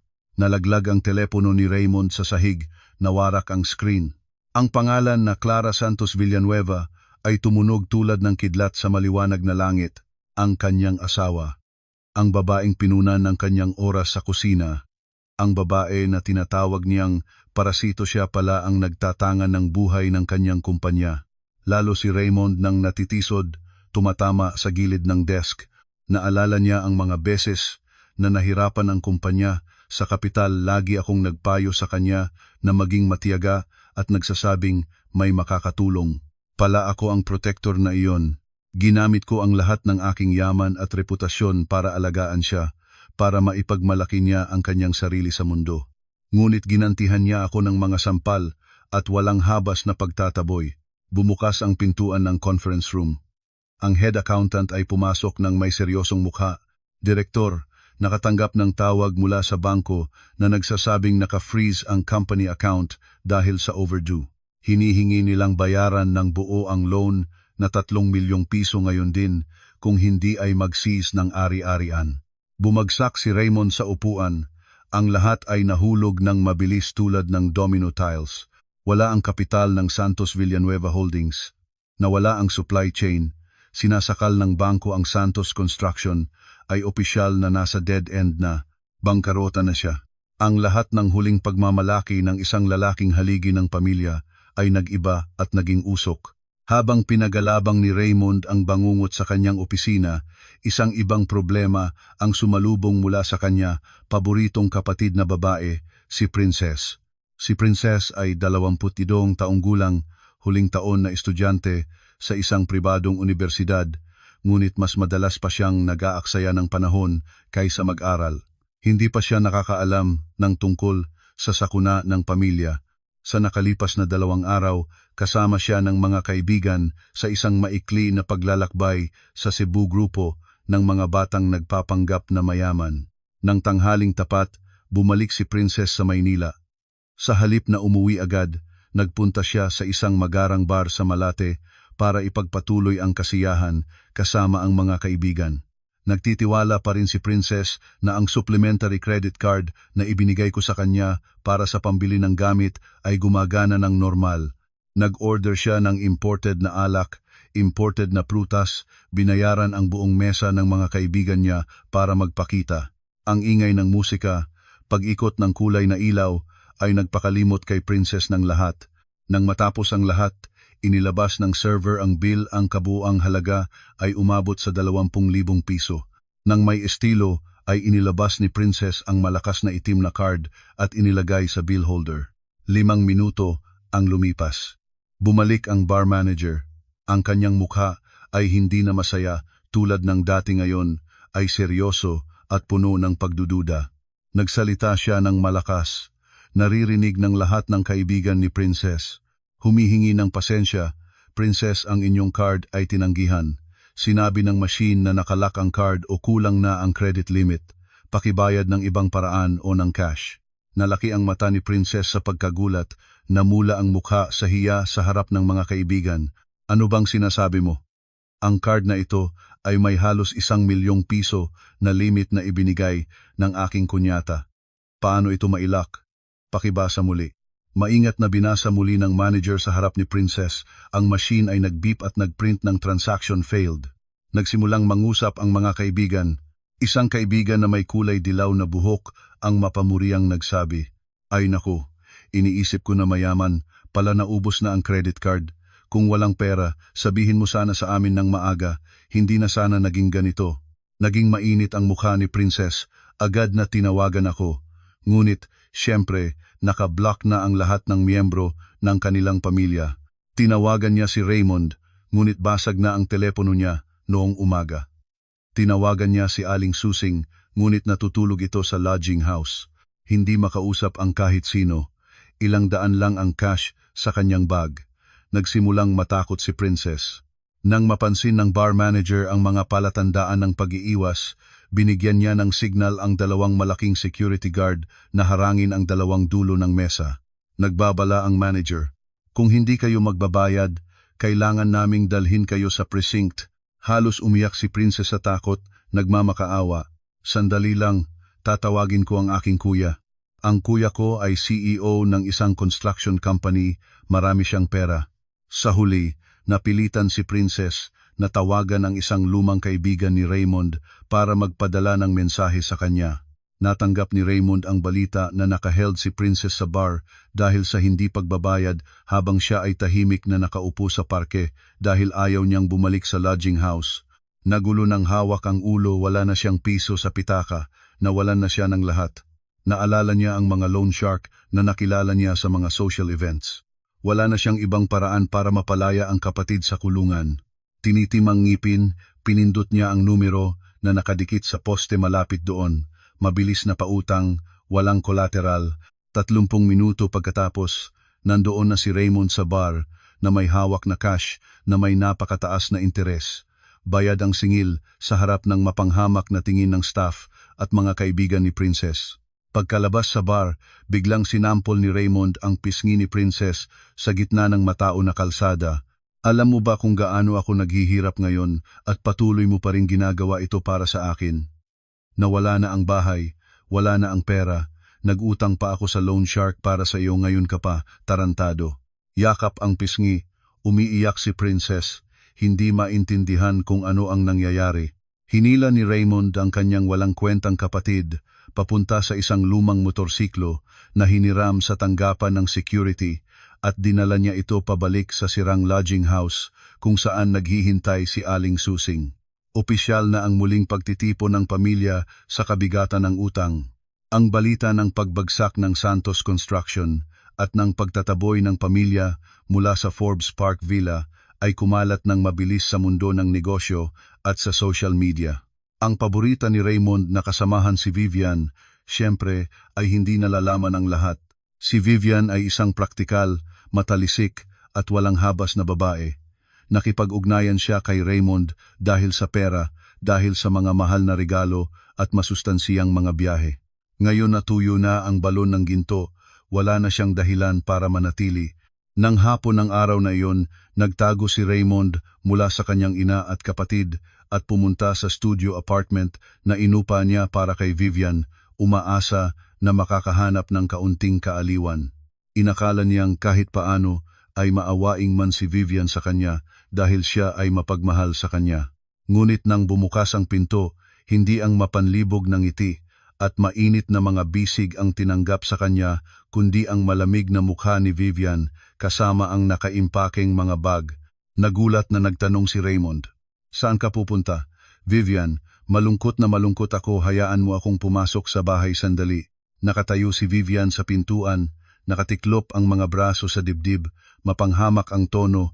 "Nangahas ka pa ring pumunta rito? Narinig ko na bankrupt ka na at ang bahay ay binawi na ng asawa mo. Saan na lang kukunin ang pera mo para sa akin?" Gulat na humarang si Raymond sa kamay ni Vivian. "Vivian, anong sinasabi mo? Pansamantala lang ang hirap ko, babangon ulit ako. Huwag mo akong iwan ngayon, tunay na mahal kita." Sinibak ni Vivian ang kamay ni Raymond tulad ng nagsasaboy ng insekto. "Mahal? Anong klasing mahal ang yan? Gumising ka na. Kasama kita dahil may pera ka. Ngayon na wala ka ng pera at puno ng utang, ba't ako papasok sa gulo? Tapos na tayo." Pagkasabi niyon, inilabas ni Vivian ang mga susi sa bahay kay Raymond at lumayo nang humihila ng bag patungo sa elevator. Hindi man lang siya lumingon. Nakatayo si Raymond sa gitna ng hallway, ang kanyang puso ay nasisira. Natanto niyang nawala siya ng mapagmahal na asawa at sinibak siya ng mistress. Ngunit hindi doon natapusin ang kalupitan ni Vivian. Alam niyang wala na siyang halaga para kay Raymond, ngunit nais pa rin niyang kumita mula sa sitwasyong ito. Pagkaalis sa kondo, tinawagan ni Vivian ang hotline ng opisina ni Abogado Hernandez. Ang mabilis na pagpupulong ay nagaganap sa isang diskreto na kafe. Inilagay ni Vivian sa mesa ang isang USB drive. Sa loob nito ay lahat ng ebidensya na si Raymond ay nagnakaw ng pondo ng proyekto, gumawa ng peking resibo para alisin ang pera ng kumpanya sa loob ng 2 taon. Ginamit niya ang pera para sa aking mga regalo at para alagin ang iba pa. Sa tingin ko ay kailangan ito ni Clara para matiyak na hindi na mabangon pa si Raymond. Kinuha ni Abogado Hernandez ang USB drive. Ang kanyang matalisik na mga mata ay tumingin sa babae sa harap niya. "Anong gusto mo kapalit?" ₱1,000,000 cash, bilang paalam na bayad at bayad sa pagkolekta ng ebidensya, ang sagot ni Vivian nang walang pag-aatubili. Tumango si Abogado Hernandez. "Para sa akin, ang halagang iyon ay wala, ngunit ang ebidensya sa USB drive ay walang katumbas na halaga. Ito ang magiging huling pako na magtatak sa karera at karangalan ni Raymond." "Sige," pumayag si Clara. "Ang pera ay ilalipat sa inyong account pagkatapos kong ma-verify ang data." Ngumiti si Vivian nang may kasiyahan. Ibinenta niya ang kanyang kasintahan, nakakaapak-apak sa kanya nang walang pagkukulang. Sa larong ito, Si Raymond ang pinakamasamang talunan, pinarusahan ng lahat ng babaeng nakapaligid sa kanya. Isang asawa na siya ay nagtataksil at isang kasamahan na kanyang pinagsilbihan silang dalawa ay nagsabwatan para itulak siya sa kailaliman. Sa makipot at mabahong kwarto ng lodging house, nakaharap ang tatlo sa pamilya ni Raymond sa isa't isa nang walang pag-asa. Pagkatapos ng pagiyak at reklamo ni Princess, nagsimula siyang mag-isip ng paraan ng paghihiganti. Siya ay isang social media influencer na may magandang bilang ng followers. Naisip niya na maaari niyang gamitin ang lakas ng netizens para siraan ako, gawing masamang tao, at pilitin akong magbigay ng konsesyon. Nakipag-usap si Princess kay Aling Susing. Nanay, hindi natin maaaring hayaang ganito tayo. Kailangan nating ipakita ang katotohanan. Ngayon ay malakas ang social media, mag-livestream tayo na magkukuwento ng aming kalagayan, ireklamo siya na mayaman, ngunit walang awa, pinapalabas ang biyenan sa bahay. Ang mga netizen ay napakagalit sa hindi mapagmahal na manugang, siguradong matatakot siya sa pagkawala ng reputasyon at ibabalik ang suporta sa atin. Sabik na sumang-ayon si Aling Susing. Tama ka, anak. Iiyak ako ng malakas, sasalaysayin ko ang aking mga pagsisikap para palakihin si Raymond. Pagkatapos ay ikukuwento kung gaano siya kabastos para makita kung matapang pa siyang lumabas at gumawa ng negosyo. Kaya gumawa ang dalawa ng dramatikong palabas. Ang backdrop nila ay ang inaamag na dingding ng lodging house. Pinalamutian ni Princess ang biyenan para magmukhang mas pitikin ang hitsura at gusot ang sariling buhok. Nagsimula ang livestream sa personal na page ni Princess. Ang sensasyonal na pamagat. Isang nakakasakit na kwento, ang manugang ng mayaman ay nagpapalabas ng biyenan at bayaw sa ulan. Sa loob lamang ng 10 minuto, lumaki ng malaki ang bilang ng mga manonood. Umiiyak ng halos walang tigil si Aling Susing, sinasabing ako ay isang masamang babae, yumayabong ang kayamanan ngunit hamakin ang tao na nagtiis siya ng maraming taon dahil sa pagmamahal sa kanyang anak, ngunit sa huli ay tinataboy pa rin niya siya. Nagdagdag ng kulay si Princess, sinabing nangangalunya ako, kaya naghanap lang ako ng dahilan para ipaalis ang asawa. Nagsimulang mag-apoy ang mga netizen. Lumabas ang siksik na mga komento na sinisiraan ako. Anong klase ng manugang ito? I-boycott siya, kawawa naman ang nanay. Naupo ako sa opisina na sinusubaybayan ang awkward na palabas sa malaking screen. Nag-alala ang aking communications assistant. Clara, sineseryoso nilang sinasampal ang iyong reputasyon. Kailangan ba nating i-report ang violation para matanggal ang live stream? Umiling ako, ngumiti ng mahinahon. Hindi na kailangan. Hayaan nating matapos ang kanilang palabas. Habang mas pinalaki nila, mas masakit ang kontra-strike. Ihanda na ang mga ebidensya. Nang maabot ng livestream ni Princess ang peak na bilang ng manonood, sabay-sabay na nag-post ang opisyal na Santos Villanueva Holdings fanpage at ang aking personal na account ng isang solong post. Ang pamagat ay maikli. Ang katotohanan tungkol sa 30,000 at sa sampal. Ang post ay may kasamang dalawang mahalaga na file. Una, detalyadong bank statement sa loob ng 36 buwan. Ang bawat linya ng 30,000 pisong bank transfer mula sa aking account patungo sa account ni Aling Susing ay nakalagay ng malinaw. Kabuuan, 1,800,000 piso. Ang bawat memo ay laging pangregalo ni Raymond para sa nanay para maligaya. Pangalawa, video mula sa security camera ng dining room noong gabi ng insidente, malinaw ang larawan at tunog.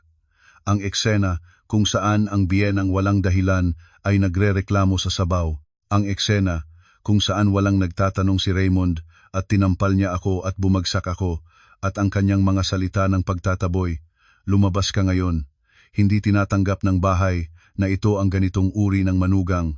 Ang counter-strike na ito ay nagpabago ng mabilis sa netizens. Mula sa pag-atake sa akin, lumipat sila sa matinding galit sa pamilya ni Raymond. Diyos ko, buwanang nagbibigay ang manugang ng 30,000 at tinatawag pa rin siyang parasito. Nagulo ba ang biyenan? Tingnan ang sampal. Ang asawa ay abusador, pinalabas ang asawa, ngayon ay umaarte na biktima sa social media. Walang hiya, Pala ang buong pamilya ay nabubuhay sa manugang, ngunit araw-araw ay nilalait siya, nakakaruming pagkain. Naging trending ang nagputol ng 30,000 sa loob ng ilang oras. Habang nagla-live si Princess at Aling Susing, biglang sinalabog ng mga puna laban sa kanila ang kanilang screen. Nagulat silang binabasa ang mga mensahe, ang mukha ay nawalan ng dugo.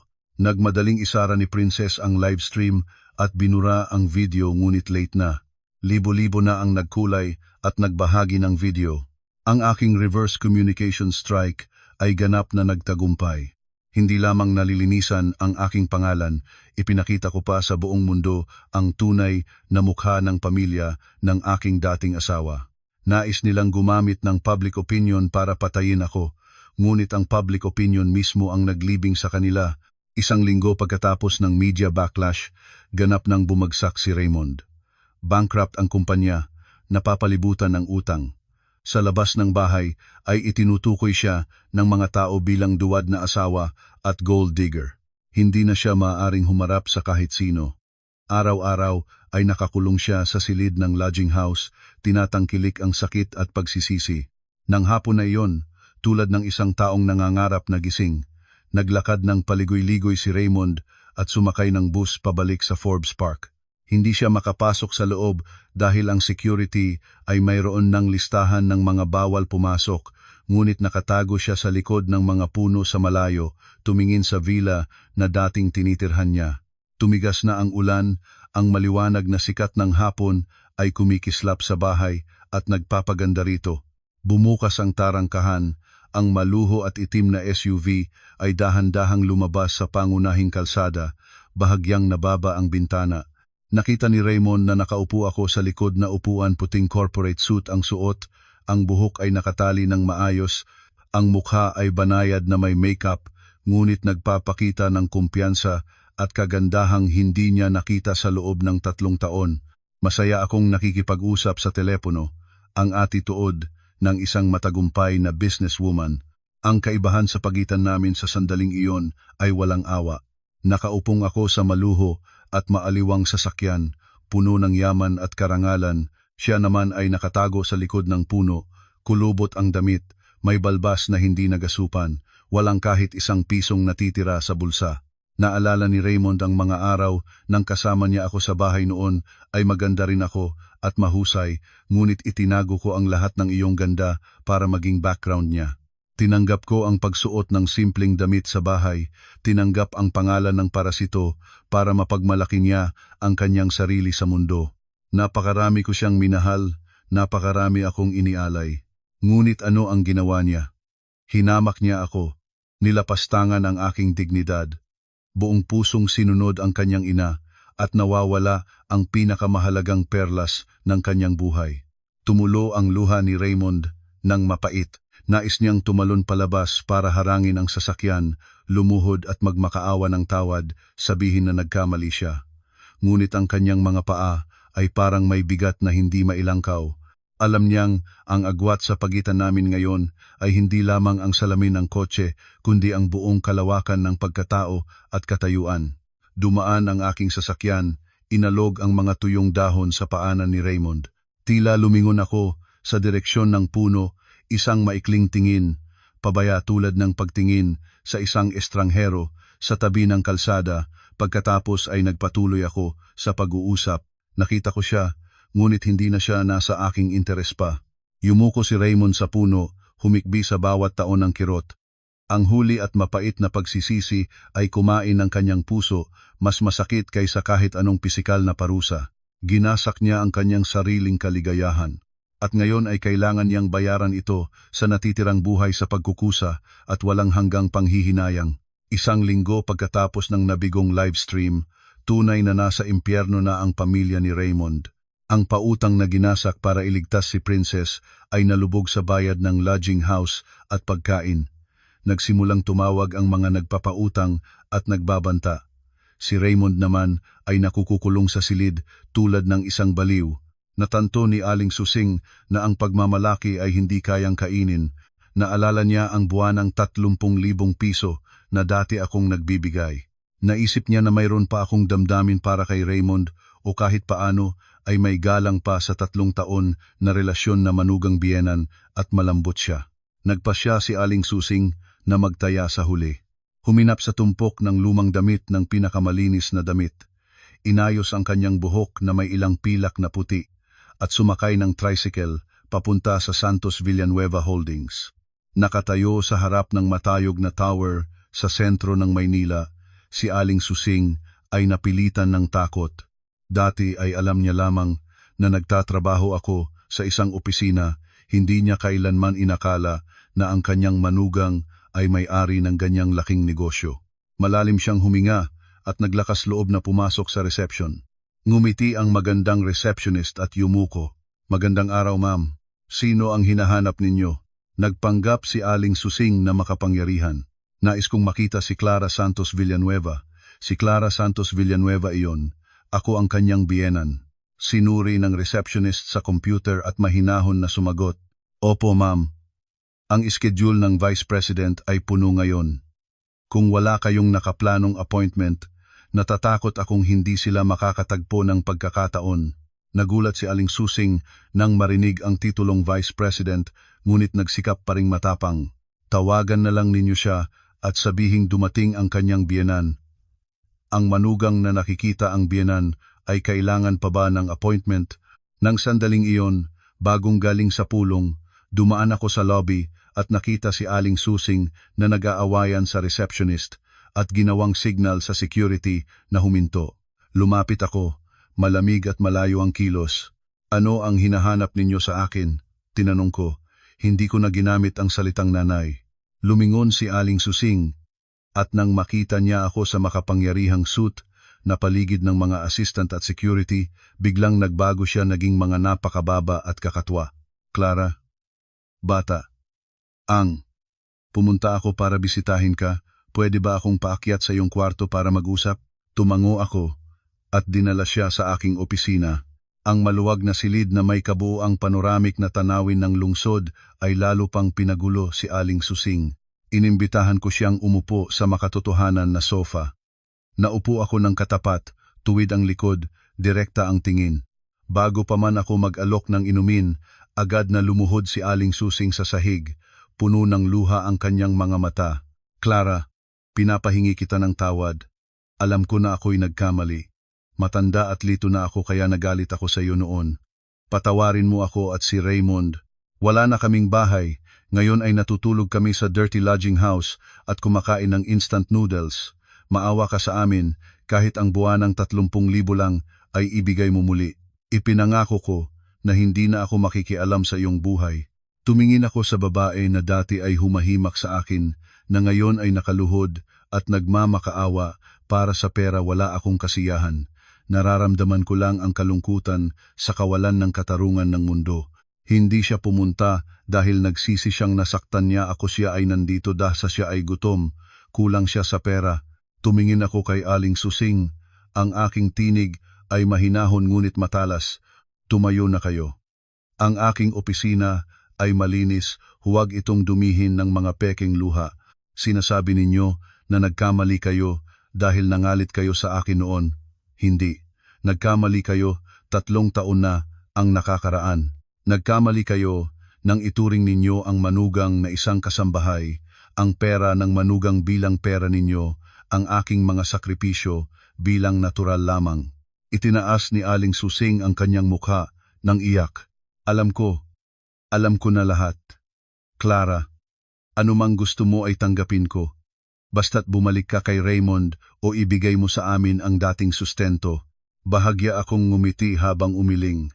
Hindi pa kayo nakakaunawa? Hindi ako isang ATM machine na maaaring i-withdraw ng sinuman kung kailan kailangan.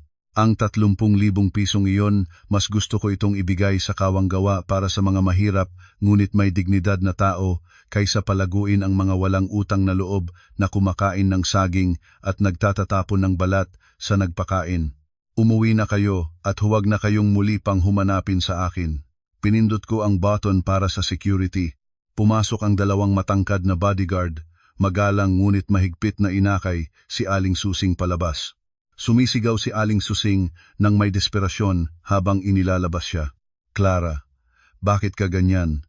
Mayaman ka na ngunit natutuon ka ba sa 30,000 para sa iyong biyenan? Masamang tao ka, pinarurusahan ka ng langit. Nagsara ang pintuan ng opisina, ganap na hinahadlangan ang kanyang mga sumpa. Bumalik ako sa mesa, pinagpatuloy ang paglagda sa mga dokumento. Ang aking puso ay magaan. Ganap na akong naputol sa huling ugnayan.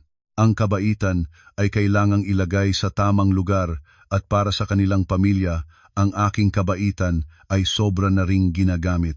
Isang buwan pagkatapos ng araw na umalis ako sa bahay, opisyal nang naganap ang diborsyo sa pagitan ko at ni Raymond. Ito ay isang pangyayari na nakakuha ng atensyon ng media dahil sa aking katayuan at ang nakaraang ingay na iskandalo. Ngunit hiniling ko na ito ay magsagawa sa sarado para matiyak ang privacy at huling dignidad. Dumating ako sa hukuman sa isang maluho at itim na kasuotan kasama si Abogado Hernandez at ang malaking legal team ng Santos Villanueva Holdings. Dumating si Raymond ng 15 minuto ang huli, mukhang tanda ang itsura, gusot ang buhok, maramot ang balbas, ang luma at maluwag na suit ay dahil sa pagbaba ng timbang. Kasama lang ni Raymond ang isang government-appointed lawyer dahil sa wala na siyang pera para kumuha ng sarili. Nagsimula ang hearing sa tensyonado na atmosfera. Nagtanong ang matandang hukom habang tinutuklap ang folder. Gusto ba ng respondent na si Raymond Santos na sumang-ayon sa diborsiyo kasama ang petitioner na si Clara Santos Villanueva? Tumayo si Raymond. Ang kanyang tinig ay nanginginig at mapait. Mahal na hukom, mahal ko pa rin ang aking asawa. Ayoko ng diborsyo. Ang lahat ay isang misunderstanding sa matinding emosyon. Tumayo si Abogado Hernandez, matapang na nagsalita. Mahal na hukom, hindi ito isang misunderstanding. Ito ay sistematikong family abuse at pangangalunya. Gusto po naming makapagbigay ng karagdagang ebidensya. Inilabas ni Abogado Hernandez ang USB drive na ibinigay ni Vivian at ang video na nagpapakita kay Raymond na sinampal ako at pinalabas sa bahay. Kasama rin ang pahayag ni Vivian na nagkukumpirma sa 2 taon na relasyon kasama si Raymond at mga hotel receipts na binayaran ni Raymond gamit ang embezzled na pondo ng kumpanya. Tininingnan ng hukom ang mga ebidensya, ang kanyang mukha ay naging seryoso. Lumingon siya kay Raymond. Mayroon ba kayong depensa sa mga ebidensyang ito? Ibinaba ni Raymond ang kanyang ulo at wala siyang nasabi. Ang ebidensya ay napakaliit, hindi na makakakontra. Alam na niyang natalo na siya. Sa bahagi ng paghahati ng ari-arian, sinubukan ni Raymond ang huling pag-asa. Mahal na hukom, kahit papaano ay 3 taon kaming mag-asawa. Ang villa sa Forbes Park ay nakapangalan sa kanya, ngunit habang nagsasama kami ay nag-ambag din ako ng pagsisikap. Tumingin ako kay Raymond, ang aking mga mata ay malamig. Sa ganitong kalagayan, mapagsakim pa rin siya. Ngumiti si Abogado Hernandez at inilabas ang isang makapal na stack ng mga bank statement. Mahal na hukom, sinasabi ng respondent na may ambag siya, ngunit pinabubulaanan ng realidad ang kanyang sinasabing iyon. Sa loob ng 3 taon, ang lahat ng gasto sa pamumuhay, kuryente, tubig, pagkain, kahit ang pocket money ng ina at kapatid ng respondent ay binayaran ng aking kliyente. Ang kabuuang halaga na ginastos ng aking kliyente para sa pamilya ng respondent ay higit sa 10 milyong piso. Sa kabaligtaran, hindi lamang ang respondent ay walang nag-ambag na kahit 1 piso, kundi nagdala pa ng utang sa kanyang sariling kumpanya. Pinilit ang aking kliyente na maging garantor. Kasalukuyan, ang personal na utang ng respondent sa mga loan sharks at bangko ay umabot na sa halos 10 milyong piso. Kung hahati-hatiin ang ari-arian, hinihiling namin na pantay na hatiin ang utang na ito. Nang marinig ang tungkol sa paghahati ng 10 milyong piso na utang, namutla si Raymond. Nagmadali siyang umiling. Hindi na ako hihiling na hati-hatiin ang ari-arian. Sumasang-ayon ako sa diborsyo, aako na ako sa utang ko. Malakas na tumunog ang martilyo ng hukom, nagtapos sa isang trahedyang kasal. Ipinag-utos ng korte na tanggapin ang petisyon ng diborsyo ng Clara Santos Villanueva at Raymond Santos. Ang personal na ari-arian ng bawat isa ay mananatili sa bawat isa. Si Clara ay hindi mananagot sa kahit anong utang ni Raymond. Ang utos na ito ay magkakabisa kaagad. Tumayo ako at naramdaman ang pagbibitiw ng napakalaking bato na dating nagpabigat sa aking dibdib sa loob ng 3 taon. Lumabas ako sa silid ng hukuman nang hindi man lang isang beses na lumingon kay Raymond. Bumagsak si Raymond sa mesa, hawak ang ulo gamit ang 2 kamay, ang mga balikat ay nanginginig. Nawala sa kanya ang asawa, bahay, dignidad, at ngayon ay opisyal na siyang isang may utang na walang labas. Hindi makalipas ng matagal matapos na makaalis sa korte, ang pinakamalaking parusa ng buhay ni Raymond ay dumating. Ang mga kamalian sa pamamahala ng kumpanya ay hindi lamang nananatili bilang sibiliyang pagkalugi. Sa mga ebidensyang ibinigay ni Vivian at ang pagpasok ng Financial Crimes Investigators, si Raymond ay kinacharjan ng malaking tax evasion at pagpapeking mga opisyal na dokumento para makakuha ng bank loan. 2 araw pagkatapos ng divorce hearing, habang kinakain ni Raymond ang isang tuyong tinapay sa kanyang murang boarding house, malakas na tumunog ang sirena ng pulis sa makitid na eskinita. Nagtatakot na nag-urong si Aling Susing at Princess sa sulok ng kwarto. Malakas na itinulak ang pintuan ng kwarto. Pumasok ang mga pulis na naka-uniform na may hawak na warrant of arrest.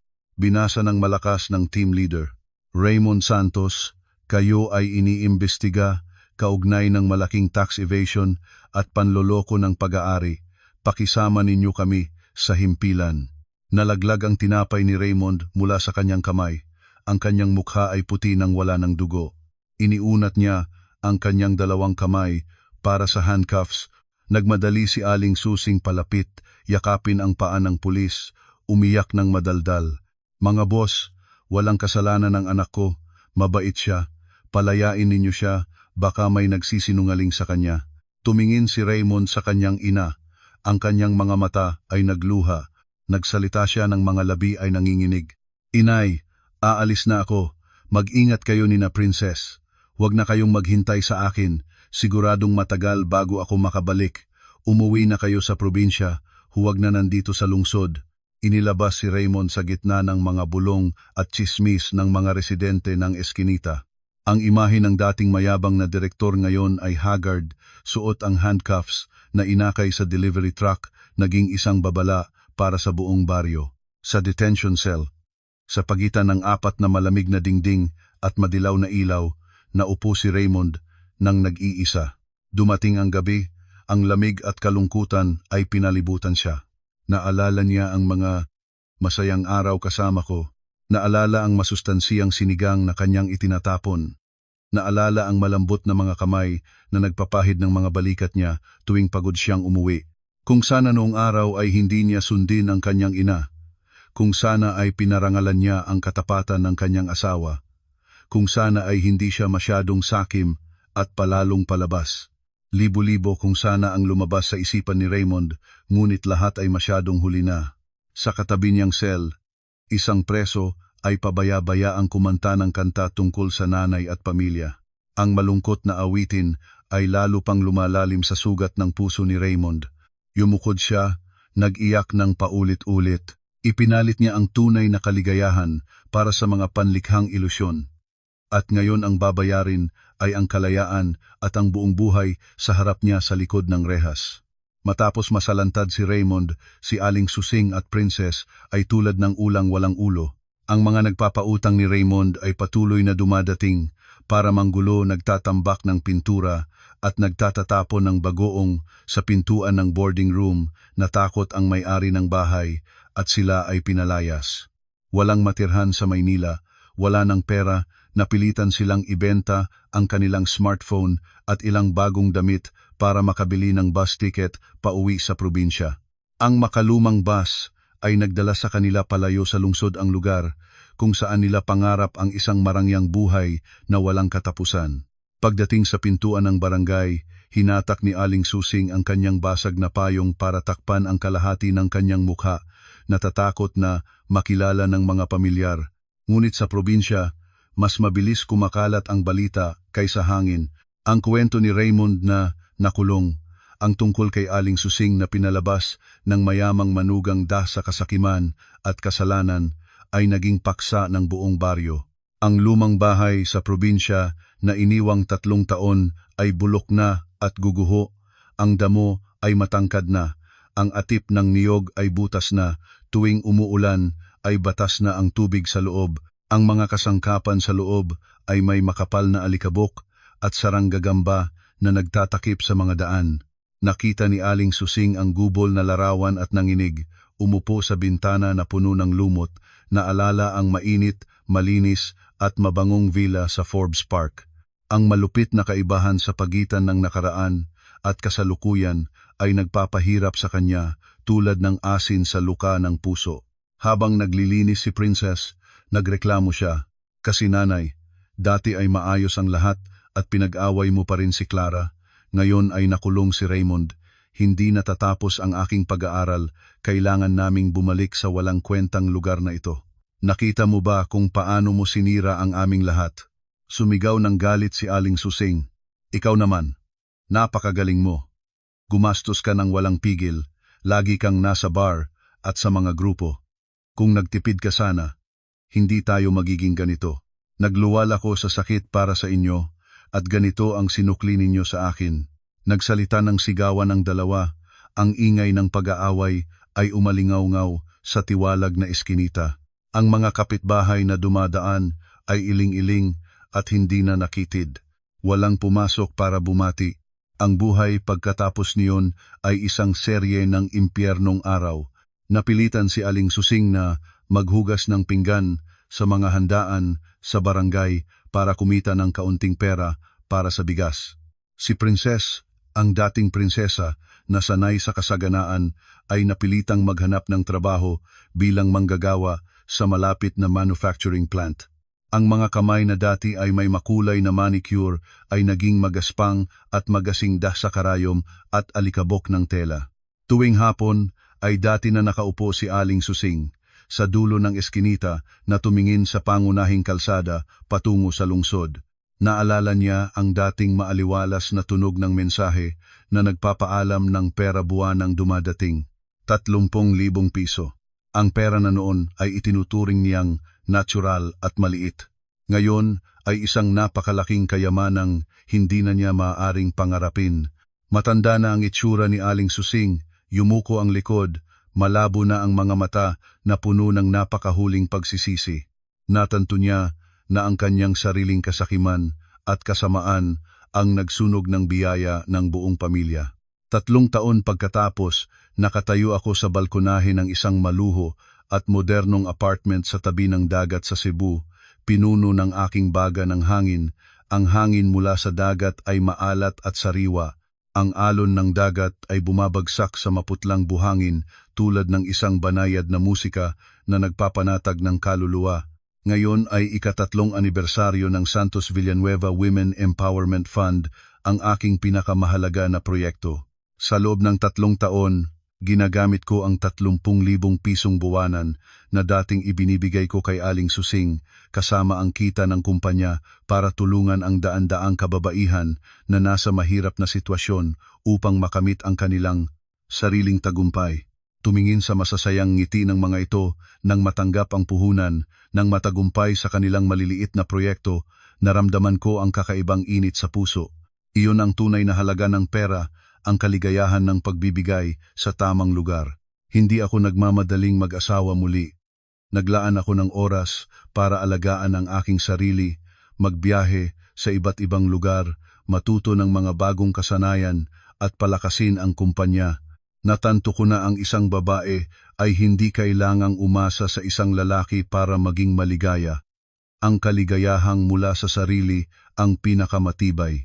Si Abogado Hernandez, na naging aking pinakatapat na kaibigan, ay lumakad papalapit sa akin at nagbigay ng baso ng pulang alak. Nagtanong siya, "Ano ang iniisip mo, Clara? Nag-iisip ka ba ng nakaraan?" Ngumiti ako at dahan-dahang umiling. Ang mahabang buhok ay lumipas sa hangin. "Hindi, abogado. Ang nakaraan ay matagal na natutulog. Nag-iisip ako ng hinaharap. Naramdaman ko na mapalad ako dahil naglakas loob akong lumabas sa putik noong gabing iyon ng ulan. Kung hindi para sa sampal ni Raymond, kung hindi para sa kasamaan ni Aling Susing, baka nanatili pa rin akong isang matiisin na asawa na nabubuhay ng pabaya. Tumango si Abogado Hernandez nang may pagkakaayon. Tumpak. Minsan ang kasamaang kapalad ay regalo ng Diyos para matanggap natin ang ating tunay na sariling halaga. Narinig ko na si Raymond ay malapit ng palayain ng maaga dahil sa mabuting pag-uugali. Balak mo bang makita siya uli? Humigop ako ng isang higop ng pulang alak.